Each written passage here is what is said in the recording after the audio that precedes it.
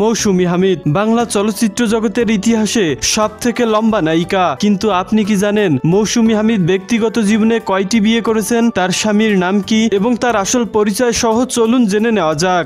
মৌসুমী হামিদের বর্তমান বয়স 36 বছর। বাংলাদেশের সাতক্ষীরার খুলনায় 12 অক্টোবর 1998 সালে জন্মগ্রহণ করেন। ব্যক্তিগত জীবনে তিনি দ্রুত বিয়ে করতে চাইলেও তার মতো উচ্চতায় কাউকে খুঁজে পাননি। অবশেষে ক্যামেরার পেছনের মানুষ লেখক ও নির্মাতা আবু সাইদের সঙ্গে 2 বছর প্রেম সম্পর্কে আবদ্ধ থাকার পর 2024 সালের জানুয়ারিতে মৌসুমী হামিদ ও আবু সাইদের বিয়ে সম্পন্ন হয়। পেশায় তিনি একজন অভিনেত্রী ও মডেল। পড়াশোনা শেষ করার পর তিনি মিডিয়া জগতে ক্যারিয়ার গড়ার জন্য ঢাকায় চলে আসেন। 2011 সালে হামিদ বাংলাদেশি ফ্যাশন ভিত্তিক reality television series Lux channel সুপারস্টারে অংশ নিয়েছিলেন। তিনি টিভি সিরিজ রোশনী লাইটস দিয়ে তার অভিনয় ক্যারিয়ার জীবন শুরু করেন। সেই থেকে তার শুরু হয় ক্যারিয়ার জীবনের উত্থান। এরপর আর পেছন ফিরে